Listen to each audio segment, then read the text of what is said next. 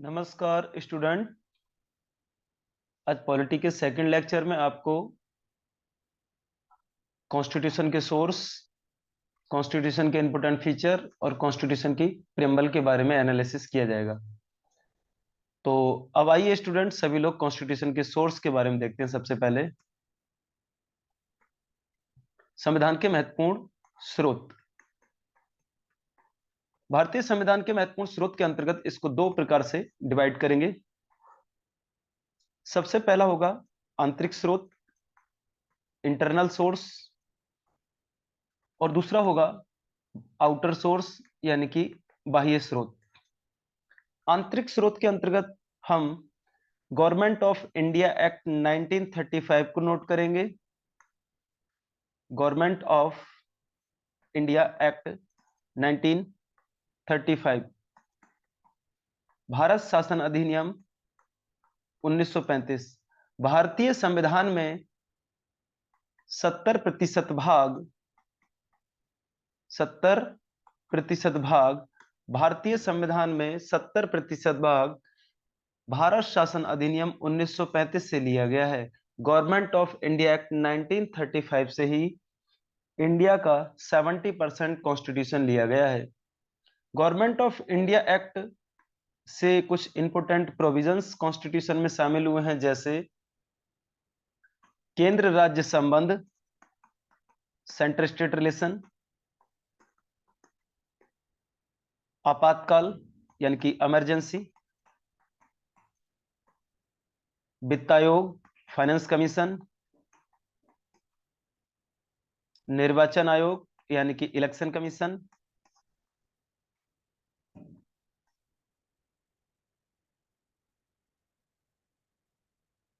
और हम बात करें तो महाभियोग नहीं, अध्यादेश, ऑर्डिनेंस पावर। ये सारी जो थे फैक्ट इंपोर्टेंट, ये 1935 के गवर्नमेंट ऑफ इंडिया एक्ट में ऑलरेडी शामिल थे। और जब भारत शासन अधिनियम को भारत के संविधान में शामिल किया गया, तो उस समय भारत शासन अधिनियम में जितने भी प्रावधान थे as it is same same उठाकर पूरे संविधान में रख लिए गए। इसलिए संविधान का आज वर्तमान में 70% भाग केवल 1935 के भारत शासन अधिनियम से लिया गया है। अब दूसरी बात आती है भारतीय संविधान के बाह्य स्रोत, आउटर सोर्स। तो आउटर सोर्स में आपको पढ़ेंगे बच्चों कि 60 देशों से भारतीय संविधान कितने देशों से लिया गया है? 60 देशों से भारतीय संविधान लिया गया है। अब हेडिंग डाल लेंगे सभी लोग, बाह्य स्रोत, आउटर सोर्स। बाह्य स्रोत के अंतर्गत छात्रों एक एक कंट्री के बारे में हमको एनालिसिस करना है, लेकिन इसमें सारे कंट्री नहीं, जो इंपोर्टेंट 10 to 12 कंट्री होंगे उन्हीं के बारे में हमको नोट करना है। तो सबसे पहले हम लिखेंगे ब्रिटेन। ब्रिटेन से जो प्रोविजन लिए गए हैं वो कौन कौन से प्रावधान है भारत के संविधान में? संसद, प्रधानमंत्री, मंत्रिपरिषद, ठीक है ना, यानी कि parliament, prime minister, ministry of council,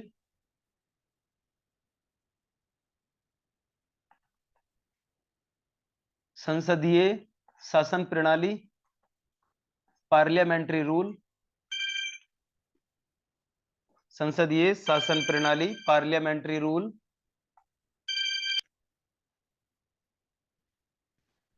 तो स्टूडेंट हम बात करें, संसदीय शासन प्रणाली हो गया, पार्लियामेंट्री रूल, और क्या क्या लिया गया है? विधि का शासन, रूल ऑफ लॉ,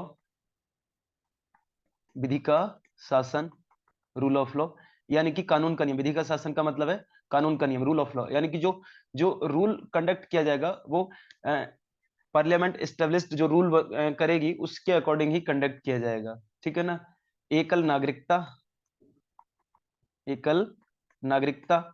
तो ये सारे प्रोविजन जो हैं कहां से लिए गए? ब्रिटेन से लिए गए, ठीक है ना। अब हम दूसरी बात करते हैं बच्चों अमेरिका से, यूएसए से। यूएसए से क्या क्या लिया गया है? राष्ट्रपति का पद यानी कि प्रेसिडेंट, राष्ट्रपति, उपराष्ट्रपति यानी कि वाइस प्रेसिडेंट, ठीक है। मौलिक अधिकार यानी कि फंडामेंटल राइट, मौलिक अधिकार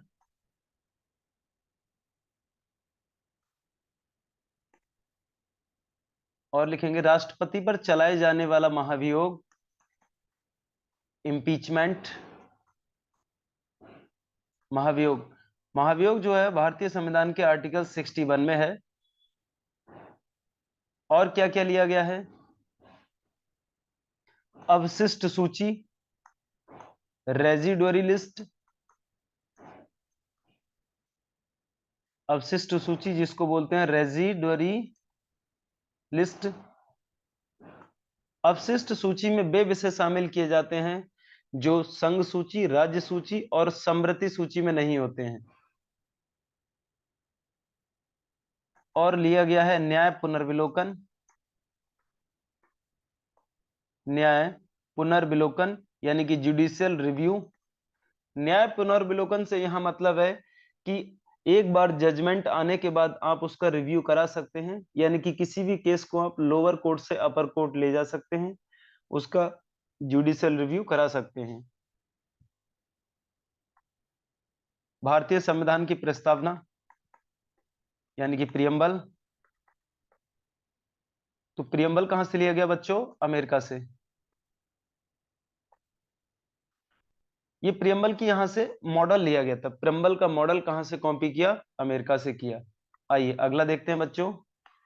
तीसरा कंट्री हो जाएगा कनाडा। कनाडा से क्या क्या लिया गया है? कनाडा से लिया गया है बच्चों राज्य सूची, समवर्ती सूची, सॉरी जिसको बोलते हैं हम संघ सूची यानी कि यूनियन लिस्ट, राज्य सूची यानी कि स्टेट लिस्ट, राज्यपाल का पद, गवर्नर, संघवाद जिसको बोलते हैं संघीय शासन प्रणाली, क्वासी फेडरल सिस्टम, संघीय शासन प्रणाली, फेडरलिज्म, इसको बोलते हैं अंग्रेजी में फेडरलिज्म। तो बच्चों फेडरलिज्म कहां से लिया गया? कनाडा से लिया गया।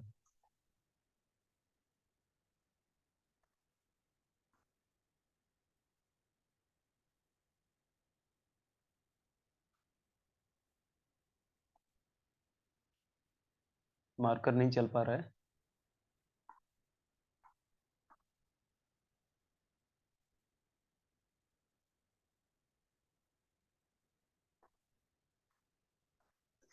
फेडरलिज्म कनाडा से लिया गया है। ये संघीय शासन प्रणाली को अर्ध संघात्मक शासन व्यवस्था भी बोल देते हैं।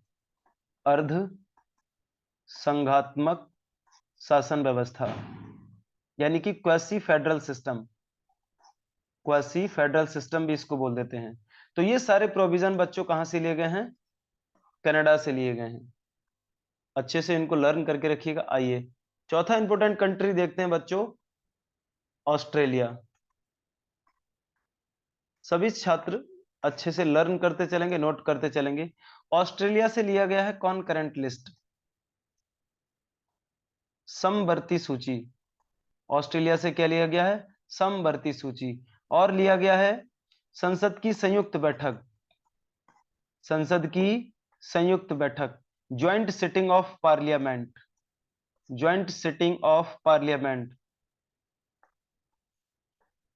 जिसको प्रेसिडेंट एक साल में 2 बार करता है ज्वाइंट सिटिंग को, उसी ज्वाइंट सिटिंग की हम बात कर रहे हैं, संसद की संयुक्त बैठक। और लिए गई है यहां से प्रस्तावना की भाषा, भारतीय संविधान की जो प्रस्तावना है उसकी भाषा ली गई है। जबकि मॉडल प्रमल का कहां से लिया गया है? कनाडा से, सॉरी कनाडा नहीं अमेरिका से। आइए पांचवा कंट्री देखते हैं बच्चों, आयरलैंड। आयरलैंड से क्या क्या लिया गया छात्रों? राज्य के नीति निर्देशक तत्व, राज्य के नीति निर्देशक तत्व, directive principle of state policy, इनको शॉर्ट में डीपीएसपी बोल देते हैं, राज्य के नीति निर्देशक तत्व। और दूसरा प्रोविजन यहां से लिया गया है, राज्यसभा में राज्यों की सीटों का आवंटन, राज्यसभा में राज्यों की सीटों का आवंटन, यानी कि seat of state allocate in Rajya Sabha, seat of state allocate in Rajya Sabha. तो ये दो प्रोविजन कहां से लिए गए हैं? आयरलैंड से लिए गए हैं। आइए अगला कंट्री देखते हैं बच्चों, छठा, साउथ अफ्रीका। दक्षिण अफ्रीका, दक्षिण अफ्रीका से क्या लिया गया है बच्चों? संविधान संशोधन प्रक्रिया, संविधान संशोधन प्रक्रिया, constitution amendment method, constitution amendment method. Constitution amendment method का उल्लेख आर्टिकल 368 में है। किसमें बच्चों? 368 में। आइए अगला कंट्री देखते हैं, जर्मनी। जर्मनी से क्या लिया गया है छात्रों? मौलिक अधिकारों की शर्तें ली गई हैं जब आपातकाल लगा होता है भारत में। तो जर्मनी के बारे में आप लिखेंगे, आपातकाल के दौरान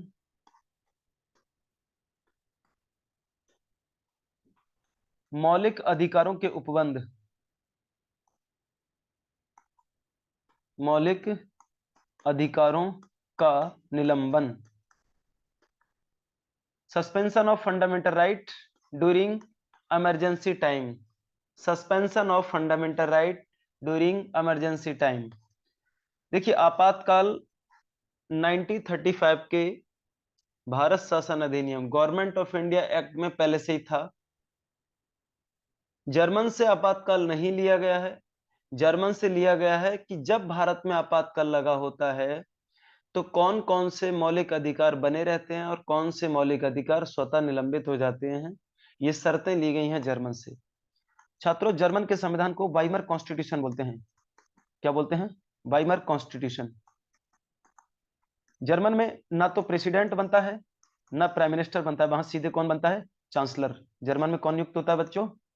चांसलर। चांसलर ही जर्मन में हेड होता है।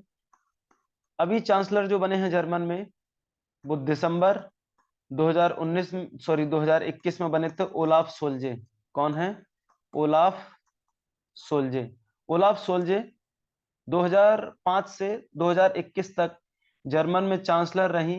एंजेला मार्केल को हराकर नए चांसलर बने थे। तो ओलाफ सोल्जे अब जर्मन के नए चांसलर हैं। आइए अगला देखते हैं, कंट्री 8। मैं बात करूं बच्चों, रूस, जापान और इटली, तीनों को एक साथ लिखेंगे। और इन तीनों से क्या लिया गया है बच्चों? फंडामेंटल ड्यूटी, मौलिक कर्तव्य, फंडामेंटल ड्यूटी, मौलिक कर्तव्य। ठीक है ना? फंडामेंटल ड्यूटी, फंडामेंटल ड्यूटी को भारतीय संविधान के भाग 4A में आर्टिकल 51A में मेंशन किया गया है। ठीक है ना? अगर क्वेश्चन आए मौलिक अधिकार कहां से लिए गए हैं और हर ऑप्शन में इन कंट्री को अलग अलग दे दिया है, तो सबसे पहले लगाएंगे रसिया, क्योंकि रूस से सबसे ज्यादा फंडामेंटल ड्यूटी लिए गए हैं। ठीक है ना? ध्यान रखिएगा। अगला कंट्री जापान। जापान से क्या लिया गया है बच्चों? नियम बनाने की विधि, नियम बनाने की विधि, यानी कि law making process, law making process. नियम मतलब कानून, कानून बनाने की प्रक्रिया, लॉ मेकिंग प्रोसेस। जैसे कि कोई जब एक्ट बनाया जाता है तो वो लोकसभा में आता है, फिर राज्यसभा में जाता है, फिर उस पर राष्ट्रपति द्वारा साइन किया जाता है। तो ये जो प्रोसेस है ये जापान से उठाया गया है। आइए अगला, कंट्री नंबर 10, फ्रांस। फ्रांस से क्या क्या लिया गया है स्टूडेंट? फ्रांस से लिया गया है रिपब्लिक। क्या लिया गया है बच्चों? रिपब्लिक, यानी कि गणतंत्र। जो गणतंत्र शब्द है ये कहां से लिया गया है? डेमोक्रेटिक, डेमोक्रेटिक यानी कि लोकतंत्र। ये भी शब्द कहां से लिया गया है बच्चों? फ्रांस से। और लिया गया है बच्चों फ्रेटर्निटी, फ्रेटर्निटी यानी कि भाईचारा, बंधुता। ये भी फ्रांस से लिया गया है। इंटेग्रिटी, जिसको बोलते हैं इंटेग्रिटी यूनिटी। तो यूनिटी खासतौर से कहां से लिया गया है? फ्रांस से। यूनिटी मतलब एकता। ये 4 प्रोविजन कहां से लिए गए हैं बच्चों? फ्रांस से। गणतंत्र, लोकतंत्र, भाईचारा और एकता, ये सब फ्रांस से लिए गए हैं। तो ये थे important source of constitution student. अब आइए हम बात करते हैं संविधान की महत्वपूर्ण विशेषताएं। संविधान की महत्वपूर्ण विशेषताएं डाल लीजिए हेडिंग सभी छात्र। संविधान की महत्वपूर्ण विशेषताएं, इंपोर्टेंट फीचर्स ऑफ कॉन्स्टिट्यूशन। संविधान की महत्वपूर्ण विशेषताएं। पहला पॉइंट, भारतीय संविधान में एकल नागरिकता को अपनाया गया है। भारतीय संविधान में एकल नागरिकता को अपनाया गया है। किसको बच्चों? Single citizenship. सिंगल सिटीजनशिप, एकल नागरिकता। अमेरिका की तरह दोहरी नागरिकता को नहीं। भारतीय संविधान में सिंगल सिटीजनशिप को एडॉप्ट किया गया है, अमेरिका की तरह डबल सिटीजनशिप को नहीं। क्योंकि अमेरिका में 2 कॉन्स्टिट्यूशन होते हैं, एक सेंट्रल गवर्नमेंट का होता है और एक एवरी स्टेट गवर्नमेंट का होता है। तो वहां के नागरिक का उल्लेख सेंट्रल गवर्नमेंट के कॉन्स्टिट्यूशन में भी होता है और स्टेट गवर्नमेंट के कॉन्स्टिट्यूशन में भी होता है। इसलिए वहां के सिटीजन के पास स्टेट और यूनियन दोनों की सिटीजनशिप होती है।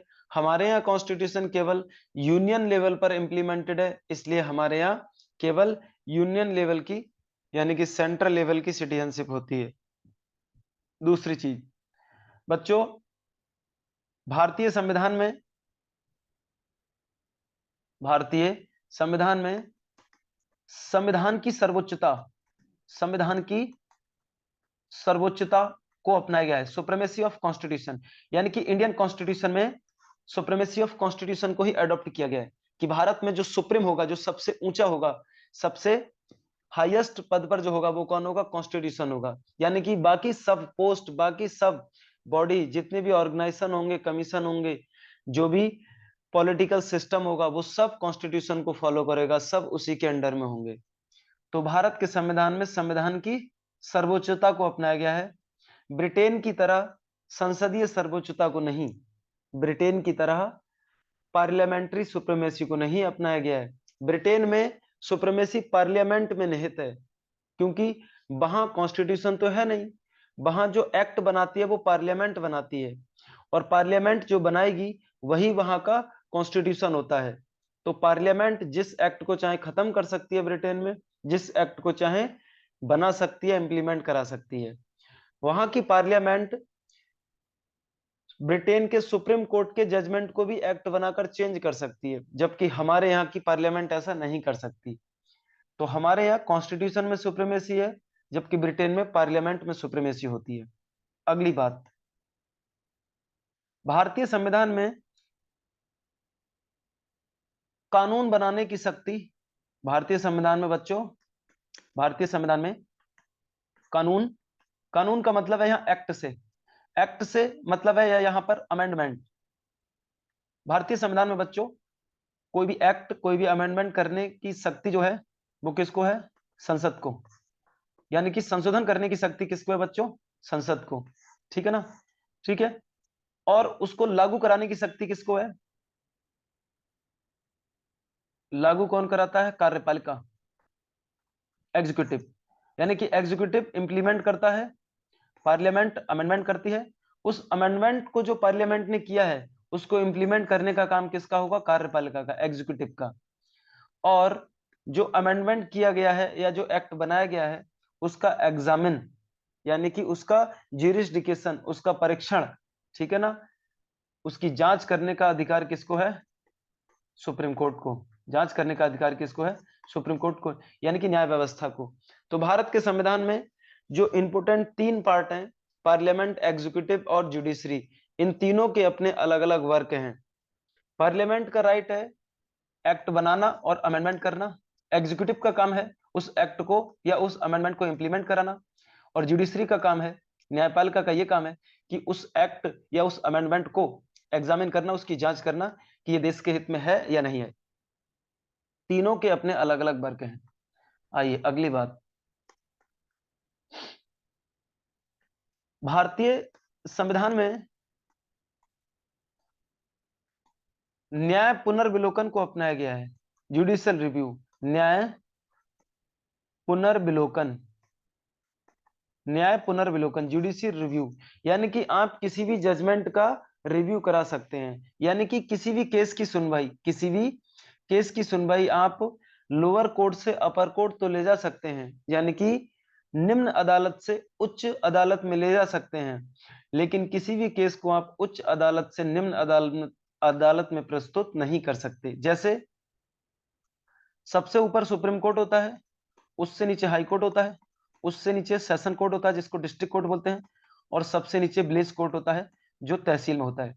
तो हमारे यहाँ किसी केस की सुनवाई नीचे से ऊपर तो की जा सकती है, ठीक है ना, हम किसी केस को नीचे से ऊपर ले जा सकते हैं, लेकिन ऊपर से किसी भी केस को हम निचली अदालत में प्रस्तुत नहीं कर सकते।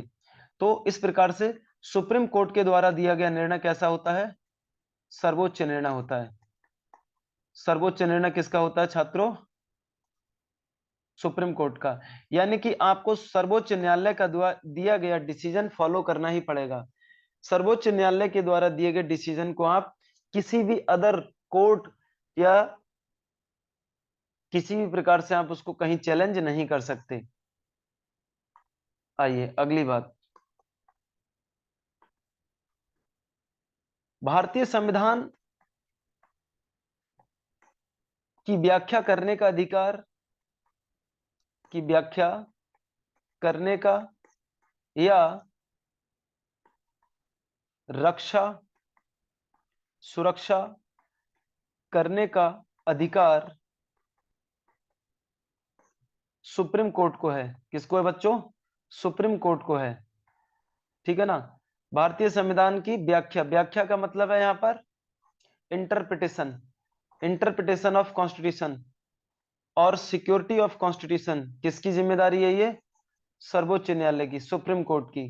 बहुत आता है ये क्वेश्चन, बहुत इंपोर्टेंट बात होगी, ठीक है। आइए अगला पॉइंट,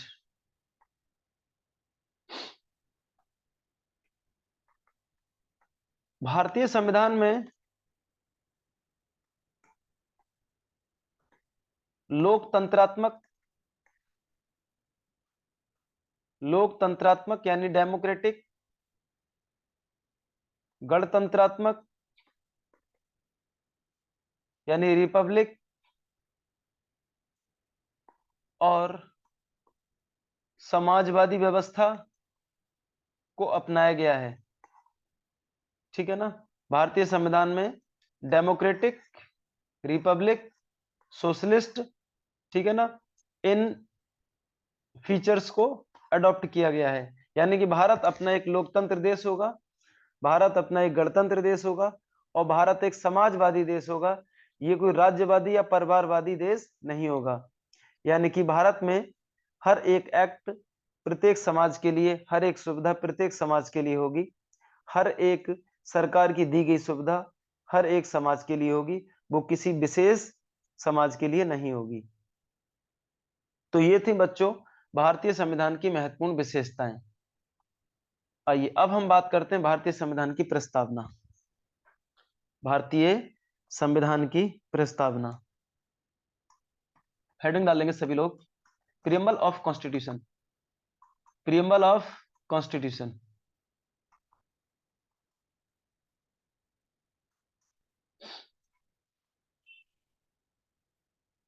आइए सबसे पहली बात हम देखते हैं बच्चों, प्रियम्बल में आपको दो बातें याद रखनी है। पहली तो ये कि preamble part of constitution, part of constitution और नॉट, कि प्रस्तावना संविधान का अंग है या नहीं। और दूसरी बात याद रखनी है आपको, प्रियम्बल अमेंडेबल और नॉट, प्रस्तावना संशोधन योग्य है या नहीं। प्रिय छात्रों, जिस समय भारत का संविधान अपनाया गया था, यानी 26 जनवरी 26 नवंबर 1949 को, तो उस समय प्रस्तावना भारत के संविधान में शामिल कर ली गई थी, लेकिन इंप्लीमेंट नहीं की गई थी, लागू नहीं की गई थी। इसके बाद छात्रों 26 जनवरी 1950 को जब संविधान लागू हुआ था, तो प्रस्तावना को भी साथ साथ में लागू किया गया था। तो अगर क्वेश्चन आपसे पूछा जाएगा क्या प्रस्तावना कानूनी रूप से लागू है, तो आप उसको एक्सेप्ट करेंगे, क्योंकि प्रस्तावना भारत में एज ए एक्ट लागू है, एक कानून के रूप में लागू है। प्रस्तावना में बच्चों कुल 85 शब्द थे। कितने वर्ड थे? 85। बाद में प्रियम्बल में 3 वर्ड और ऐड किए गए, तो करंट में यानी वर्तमान समय में कुल वर्ड कितने हो गए? 88। अब 88 हो गए तो ये 3 वर्ड जो है बाद में जोड़े गए। अब ये 3 वर्ड कौन कौन से हैं बच्चों? समाजवाद यानी कि सोशलिस्ट, इसके बाद है पंथ निरपेक्ष यानी कि सेकुलर, और तीसरा वर्ड है बच्चों अखंडता यानी कि इंटेग्रिटी। ये 3 वर्ड बाद में ऐड किए गए थे। ये तीनों वर्ड जो बाद में ऐड हुए थे बच्चों, वो 42 संविधान संशोधन कॉन्स्टिट्यूशन अमेंडमेंट के थ्रू 1976 में ऐड हुए थे। 1976 में ऐड हुए थे ये, 1976 में। अब आपसे क्वेश्चन पूछा जाएगा कि प्रस्तावना से संबंधित कौन सा महत्वपूर्ण संशोधन हुआ था, तो आप अमेंडमेंट नंबर 42 1976 को बताएंगे। ठीक है ना। अब कुछ इंपोर्टेंट थ्योरी समझते हैं। प्रिय छात्रों, प्रस्तावना को 13 दिसंबर 1946 को जवाहरलाल नेहरू ने प्रस्तावना को संविधान सभा का उद्देश्य प्रस्ताव के रूप में प्रस्तुत किया था। उद्देश्य प्रस्ताव, ऑब्जेक्टिव रिजोल्यूशन, उद्देश्य प्रस्ताव ऑब्जेक्टिव रिजोल्यूशन के रूप में प्रस्तुत किया था।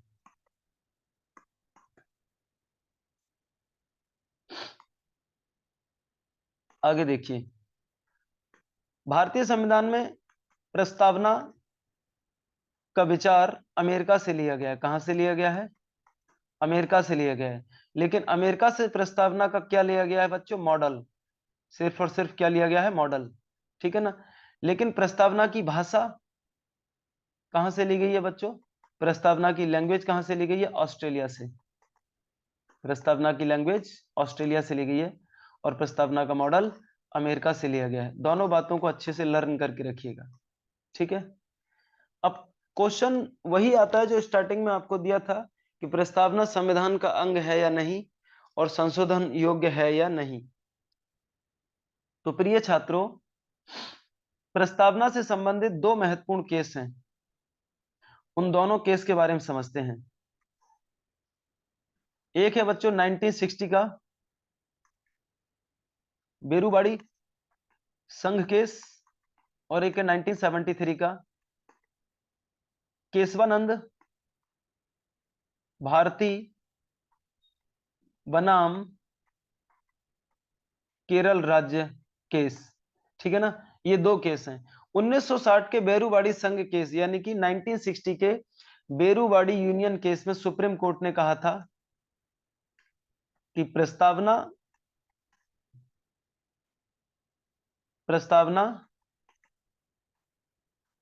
संविधान का अंग नहीं है, संविधान का अंग नहीं है, इसलिए इसमें संशोधन नहीं किया जा सकता।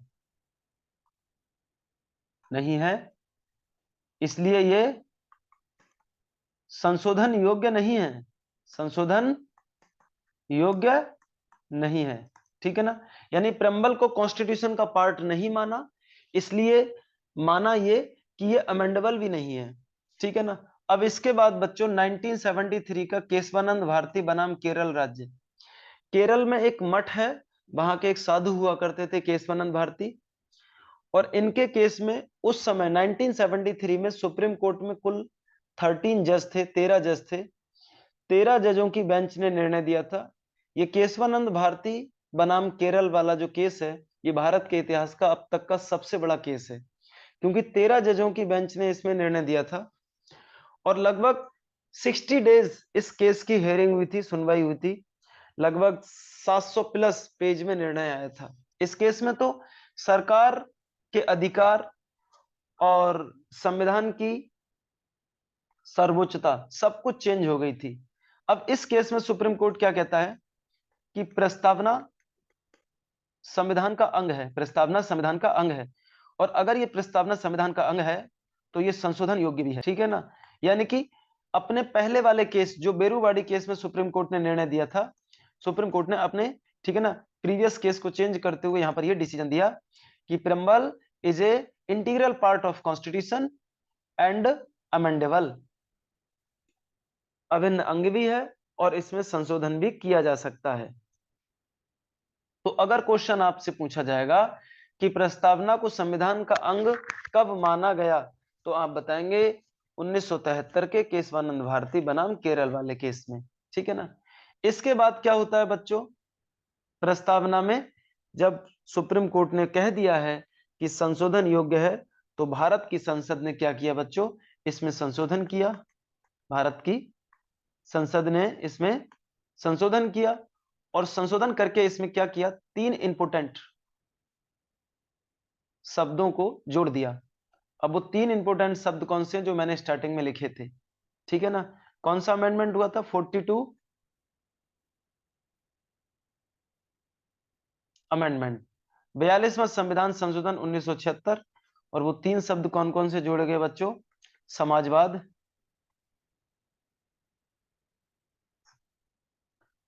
पंथ निरपेक्ष यानी कि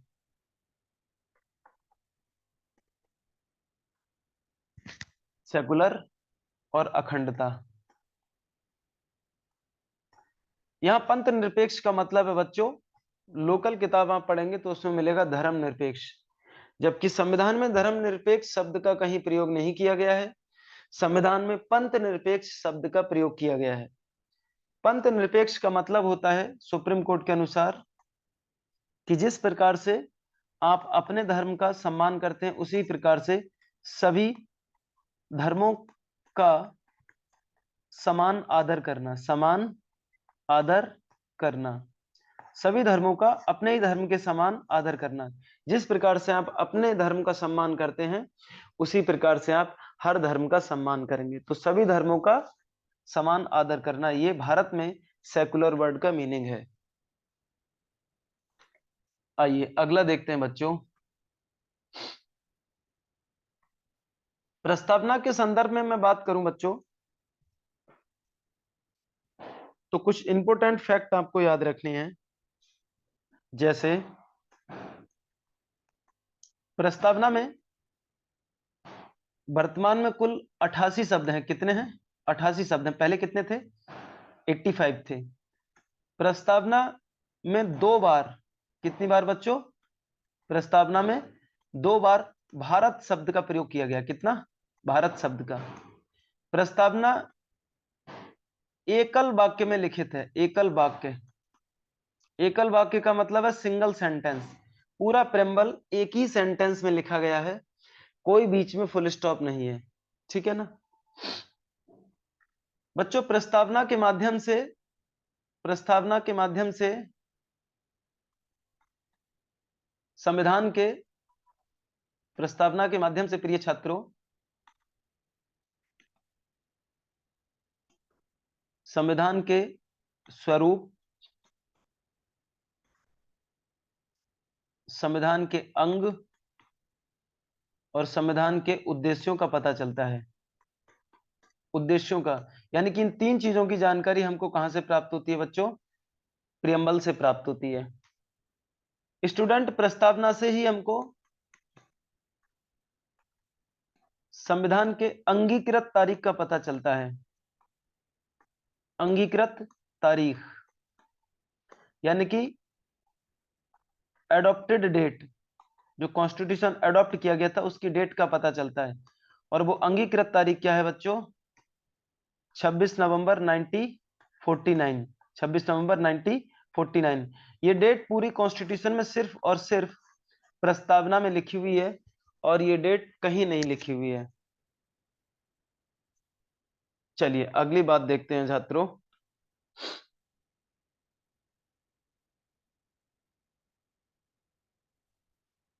अब हम बात करते हैं प्रस्तावना से क्या क्या पता चलता है।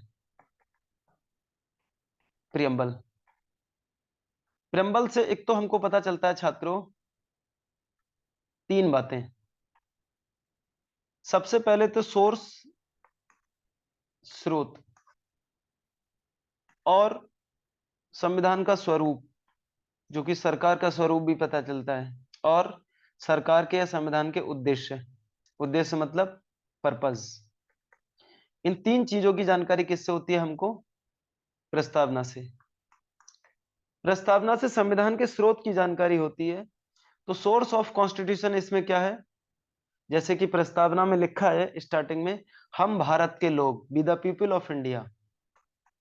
हम भारत के लोग, हम भारत के लोग का मतलब है भारत की जनता। हम भारत के लोग, अर्थात जनता, अर्थात देश की जनता। यानी कि भारतीय संविधान का सोर्स क्या है? तो आप क्या बताएंगे? जनता, पब्लिक। अब बात आ जाती है बच्चों भारतीय संविधान का स्वरूप। स्वरूप का मतलब है यहाँ नेचर। स्वरूप का मतलब क्या है बच्चों? यहाँ भारतीय संविधान का स्वरूप से मतलब है यहाँ नेचर। भारतीय संविधान का स्वरूप कैसा है? आइए मैं बताता हूं आपको। संपूर्ण प्रभुत्व संपन्न, संपूर्ण प्रभुत्व संपन्न। यानी कि इसका मतलब होता है बच्चों कि हम अपने आप में एक सोवरेन कंट्री हैं। संपूर्ण प्रभुत्व संपन्न, ये पूरा एक ही वर्ड है। यानी कि भारत कैसा कंट्री है? सोवरेन कंट्री है। इसमें इंग्लिश वर्ड इस्तेमाल होता है सोवरेन। हम समाजवादी हैं। कैसे हैं बच्चों? समाजवादी हैं। भारत का संविधान कैसा है? समाजवादी है। भारत का संविधान कैसा होगा? पंथ निरपेक्ष होगा। कैसा है? पंथ निरपेक्ष है। ये स्वरूप है बच्चों। सेकुलर, पंथ निरपेक्ष मतलब सेकुलर। भारत का संविधान कैसा है? लोकतंत्रात्मक है। कैसा है? लोकतंत्रात्मक। ठीक है ना? लोकतंत्रात्मक यानी कि डेमोक्रेटिक। और भारत कैसा है बच्चों? गणतंत्रात्मक है, यानी कि गणराज्य, रिपब्लिक। ठीक है ना? तो sovereign, socialist, secular, democratic, Republic, ये भारतीय संविधान के स्वरूप की जानकारी मिलती है यहां से। ये स्वरूप है भारत के संविधान का। ये सारे वर्ड प्रेम्बल में लिखे हुए हैं छात्रों। प्रेम्बल, प्रेम्बल में है ये सारे शब्द लिखे हुए। इन शब्दों को आपको सीक्वेंस में याद में रखना है। जैसे पहले संपूर्ण आया, फिर समाजवाद, फिर पंथनिरपेक्ष, फिर लोकतंत्रात्मक, फिर गणराज्य। इसके बाद देखिए उद्देश्य क्या क्या है। उद्देश्य में पहला शब्द लिया गया है न्याय।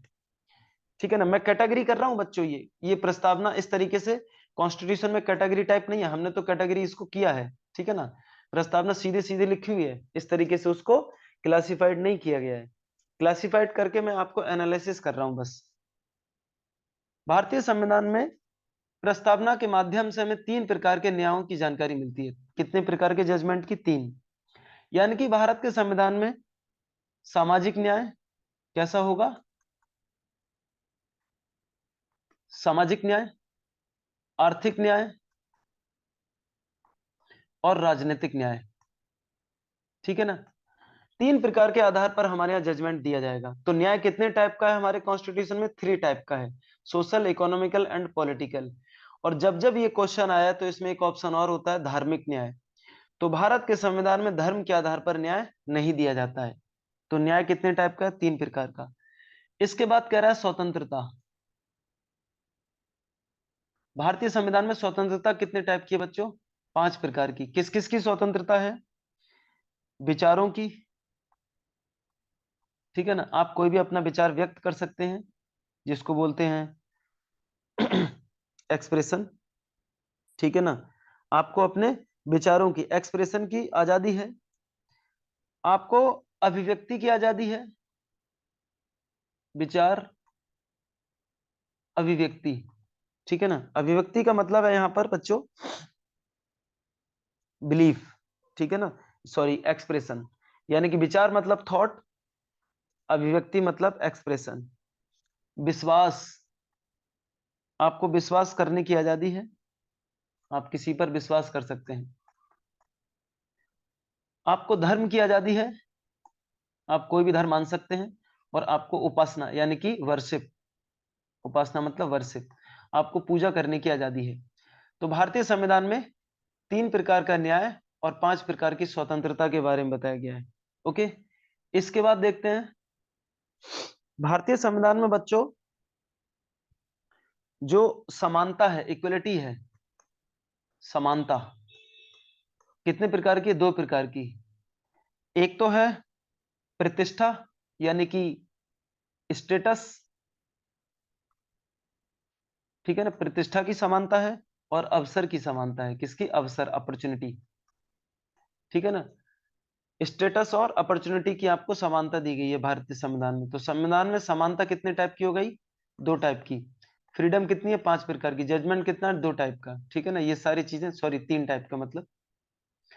अगली बात, समानता के बाद में बात करूं बच्चों तो प्रस्तावना में इसके बाद बताया गया है डिग्निटी के बारे में, यूनिटी के बारे में और इंटीग्रिटी के बारे में। यानी कि अब बात आती है भाईचारा यानी कि बंधुता,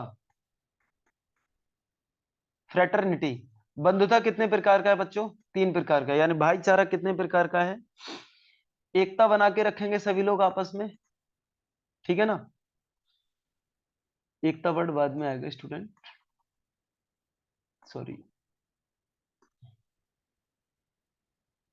गरिमा, गरिमा मतलब डिग्निटी, हर व्यक्ति एक दूसरे की गरिमा को ध्यान में रखेगा, डिग्निटी। सभी व्यक्ति एकता बनाकर रखेंगे और सभी व्यक्ति अखंड भारत का निर्माण करेंगे, एक ऐसे भारत का निर्माण जिसका खंडन नहीं हो सके। तो डिग्निटी, यूनिटी एंड इंटेग्रिटी, ठीक है ना। ये 3 टाइप की क्या है बच्चों? फ्रेटर्निटी है, यानी कि भाईचारा है, ठीक है ना। तो ये जो शब्द है ना, इसके बाद बच्चों कमिटमेंट किया गया है। कमिटमेंट का मतलब है एतद द्वारा, एतद द्वारा मतलब हम प्रतिबद्ध होते हैं, कमिटमेंट होते हैं क्या उसमें? कमिटमेंट में 3 वर्ड हैं बच्चों, अंगीकृत, अंगीकृत, अधिनियमित और आत्मार्पित, आत्मार्पित, ठीक है ना, आत्मार्पित। तो बच्चों आत्मार्पित मतलब adopt, enact and our self, adopt, enact and our self. ये 3 वर्ड बाद में प्रेम्बल के लास्ट में सीक्वेंस में लिखे हुए हैं। तो ये जितने भी वर्ड हमने लिखे हैं बच्चों, हम भारत के लोग यहां से लेकर लास्ट तक, ये सारे वर्ड सीक्वेंस में हैं। अब मैं एक बार आपको पढ़ के इस प्रस्तावना को सीक्वेंस में सुनाता हूं। हम भारत के लोग भारत को एक संपूर्ण प्रभुत्व संपन्न समाजवाद, पंथनिरपेक्ष, लोकतंत्रात्मक गणराज्य बनाने के लिए तथा उन समस्त नागरिकों को सामाजिक, आर्थिक, राजनीतिक न्याय, विचार, अभिव्यक्ति, विश्वास, धर्म, उपासना की स्वतंत्रता, प्रतिष्ठा और अवसर की समानता तथा उन सब व्यक्तियों की गरिमा और राष्ट्र की एकता और सुनिश्चित करने वाली अखंडता को बढ़ाने के लिए बंधुता, कितने टाइप की है बंधुता? 3 टाइप की। दृढ़ संकल्प होकर, दृढ़ संकल्प का मतलब कमिटमेंट, दृढ़ संकल्प, ये बच्चों क्या है? दृढ़ संकल्प है ये, दृढ़ संकल्प। तो दृढ़ संकल्प कितने टाइप का? 3 प्रकार का।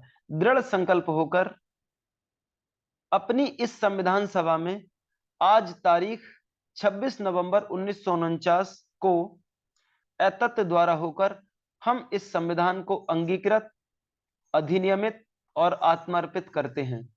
ये है पूरी प्रेम्बल बच्चों। तो प्रेम्बल को मैंने कैटेगराइज किया है अलग अलग इंपोर्टेंट वर्ड में, ठीक है ना। अब क्वेश्चन किस टाइप से पूछा जाता है, मैं एक क्वेश्चन दे रहा हूं, आपसे पूछा जाएगा कि भारतीय संविधान में या भारत के कॉन्स्टिट्यूशनल मशीनरी में कितने प्रकार का न्याय, स्वतंत्रता और समानता का वर्णन किया गया है। अब बच्चों ऑप्शन समझ लो, ऑप्शन में क्या होगा दिया हुआ, ऑप्शन में होगा 3, 2, 5। ऑप्शन बी में होगा 3, 5 और 2। ऑप्शन सी में होगा स्टूडेंट 2, 3, 5। ऑप्शन डी में होगा 5, 3, 2। ठीक है ना। प्रेम्बल में ये सारे वर्ड लिखे हुए हैं कि न्याय में कितने शब्द हैं, स्वतंत्रता में कितने शब्द हैं और समानता में कितने शब्द हैं। सीक्वेंस में आप पहचान कर और इस क्वेश्चन का आंसर आप करिए कमेंटमेंट में, ठीक है ना। तो मैं समझूंगा कि बच्चों आपको कुछ समझ में आया, और ये क्वेश्चन कई बार एग्जाम में आया हुआ है। इसी टाइप के क्वेश्चन आपसे पूछे जाते हैं। आपसे क्वेश्चन इस टाइप का भी पूछा जाएगा कि निम्नलिखित में प्रस्तावना के अनुसार सही क्रम में व्यवस्थित कीजिए, ठीक है ना। अब आपको ऑप्शन ए दे देगा, ऑप्शन ए में 3 शब्द दे देगा, समाजवाद, पंथनिरपेक्ष, लोकतंत्रात्मक। हर एक ऑप्शन में यही 3 वर्ड इस्तेमाल होंगे, लेकिन तीनों वर्ड कहीं पंथनिरपेक्ष पहले होगा, समाजवाद बाद में होगा, कहीं लोकतंत्र पहले होगा, पंथनिरपेक्ष बाद में होगा। लेकिन एक ऑप्शन ऐसा होगा जिसमें पहले समाजवाद होगा, फिर पंथनिरपेक्ष होगा, फिर लोकतंत्रात्मक होगा, तीनों सीक्वेंस में होंगे। तो वही आपको आंसर लगाना है। तो इस टाइप के क्वेश्चन आप जब ही लगा पाएंगे जब आपको पूरी प्रियम्बल याद होगी। तो प्रस्तावना को भी मैंने कंप्लीट कर दिया, और आपको इस क्वेश्चन का आंसर बच्चों करना है, ठीक है ना। अब मिलेंगे आप अगले लेक्चर में, ठीक है ना। तब तक के लिए सभी स्टूडेंट के लिए धन्यवाद।